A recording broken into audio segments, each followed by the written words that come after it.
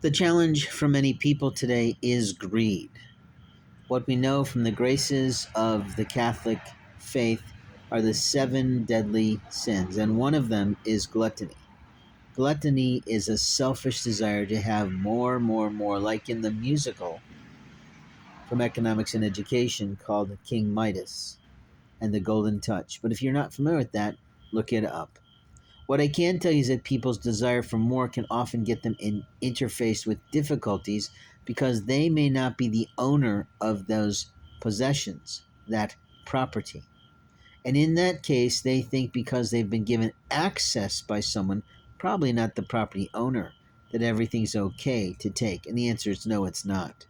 You see, there's all types of property. There's physical land that is a type of property, and I've always been curious of how did that land get owned by someone?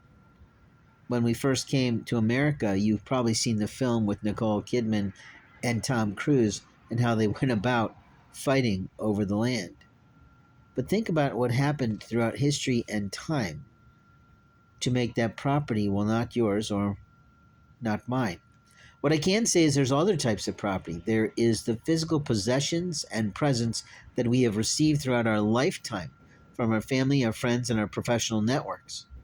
And that is a form of ownership, that it belongs to us, not to our family, our relatives, or our neighbors, or strangers that might be jealous of us for owning those things. Then there's other types of property called intellectual property. And these are the Lord's gifts from his house to people who are creative with a mouse or with music. So we have the music of the world.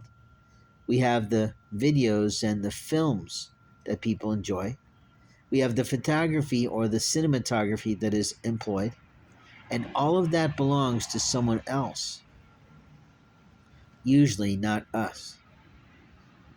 We also have the copywritten word that is in books and encyclopedias and other things that we all know about from our junior high or high school and our college days with the risks of plagiarism, where we either intentionally or accidentally take someone else's words and pretend it's ours, or accidentally realize that we didn't have the chance to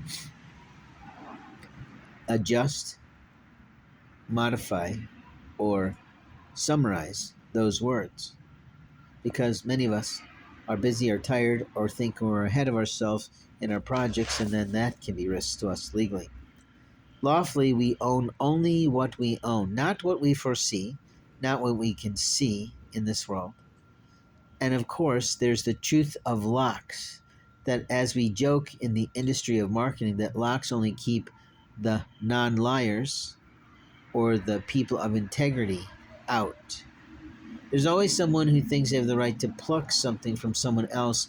And my question is, are they American citizens or are they foreign students or foreign visitors that thought that America was right for the taking, the picking, the stealing? And while it is in theory, it's really not based on our laws that are justified by our faith in biblical proportions in the Ten Commandments. It says, "Thou shalt not steal," as well as the laws of America that are dutifully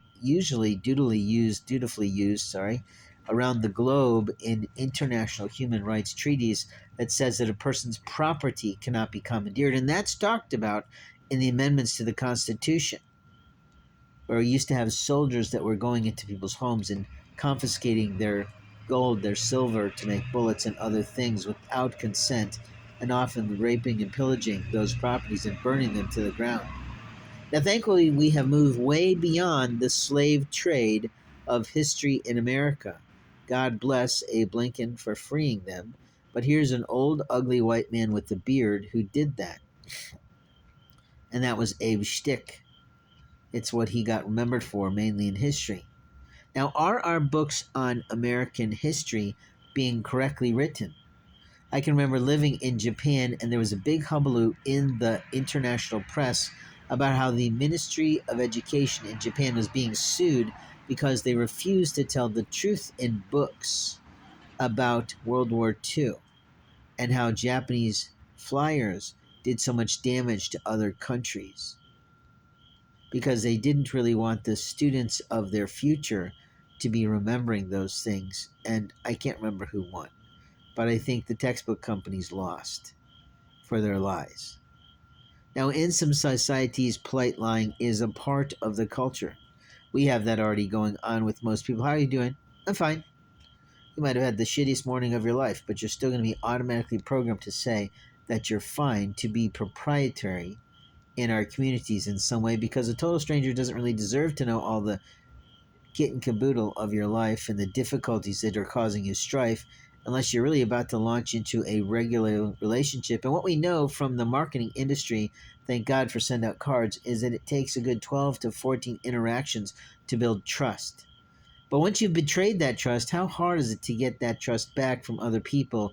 It's huge. And then we rely on the psychology or social ology industries of our life that know something about that from their significant studies about human life and how people react to being betrayed.